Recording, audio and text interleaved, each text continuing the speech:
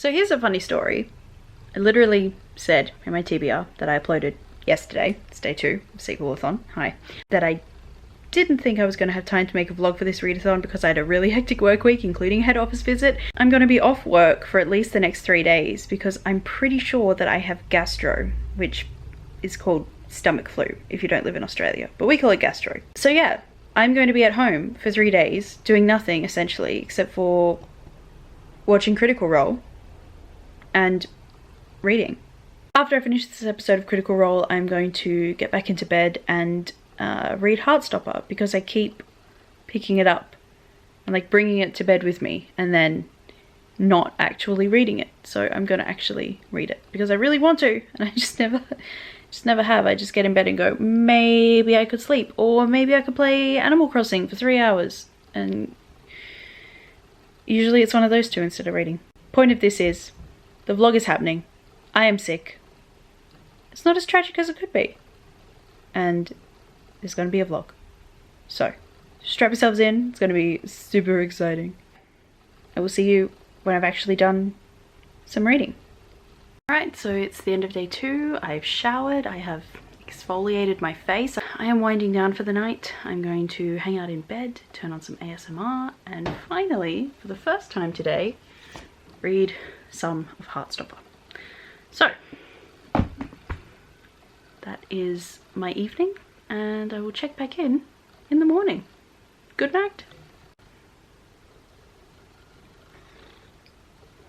Oh, I've made that too hot. Day 2 of being sick. Day 3 of Sequelathon. Last night, like I said I would, I read Heartstopper Volume 3 by Alice Oseman. This has now fulfilled the challenge. Catch up on a series in progress.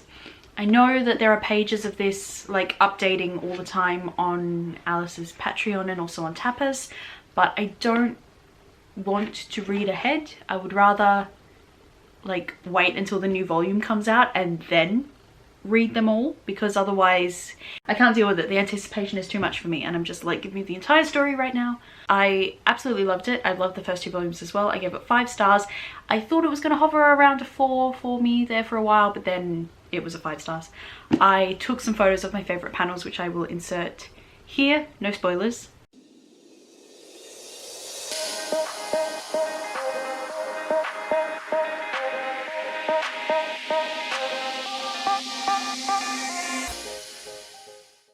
Darcy is my favorite, biggest gay disaster ever. I love her so much.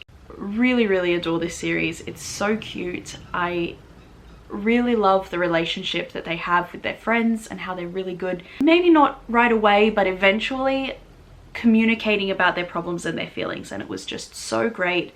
And I love all of like the expanded friend groups. There was a bit with Aled and Charlie and it was absolutely amazing. It's so funny because like I was reading it and I was kind of like, oh, this is going to be one of those, you know, queer people with queer friends, but a majority non-queer friend group.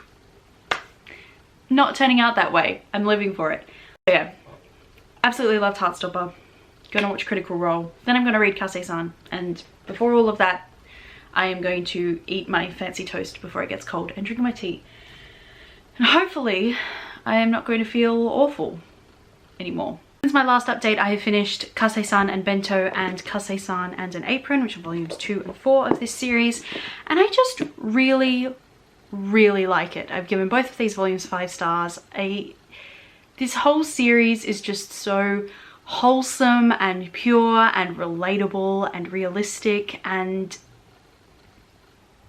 it's just really good, and I'm really glad that I took a chance on it when I did, and now I have this wonderful series in my life. A couple of times in the volumes there would be like a certain kind of conflict, and I would be like, oh god, please don't tell me we're actually going to do this. I don't want to have to read about this. But then after, you know, a little while of this conflict sort of silently getting in between them, they would talk about their feelings and resolve the issue amongst themselves, and I just really appreciate that that happens every single time, and it doesn't fall into tropes of, you know, girl hate or jealousy or insecurity without also addressing those things. And I think that that's really, really important, and also in this case very well done. I've only got one volume of this left to go on my actual TBR, and if I have time I think I'm also going to read Kase-san and Shortcake, which is volume 3, and it's the one that I read last year.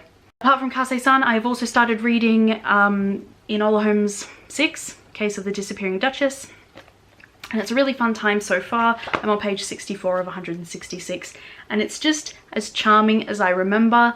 I am now a little more aware of some phrases which maybe could have not been used. It's set in Victorian times, so and also kind of apes the style of Sherlock Holmes, so describes things the way that Conan Doyle would have described them, which sometimes comes out maybe not the best. There hasn't been anything like out and out offensive that I have noticed as a white person, but there are still, you know, sometimes I read a sentence and I'm like, you could have used many other better words to get that point across, but still. I hope it's going to be a satisfying conclusion, and I am enjoying my time with this book so far. So it's the evening of Monday the 9th, and I have just finished the Kase-san series, or the first Kase-san series at least. I reread Kase-san and Shortcake, which is volume 3, and this is the one that I read last year, and I also finished Kase-san and Cherry Blossoms, which is the 5th volume. The first 2 volumes of this series were very much like unconnected chapters, just following the same 2 characters. Like one chapter would end and then it would be the next chapter in like a whole like different story. But this volume and volume 4 are one cohesive narrative for the most part.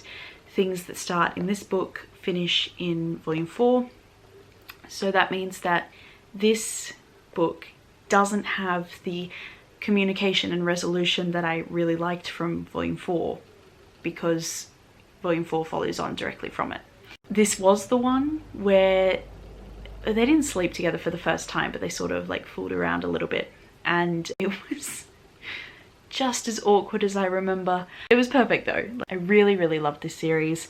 This 5th volume covered their graduation from high school and also their like the beginnings of their university life. This one did have a love scene in it, and it was very soft and very beautiful, and I'm really, really excited for the spin-off series now to see where their lives go from here. The only 2 books left on my TBR now at this point are Enola Holmes 6 and then the 1st volume of the spin-off series, which may arrive or may not. I'm on page 64 of this out of 166, so it's not going to take me very long to get through 102 pages. I'll be able to knock this over, you know, probably tonight. In true Loose style, I never actually filmed a outro or conclusion for this video either, so here I am again from the future, catching up.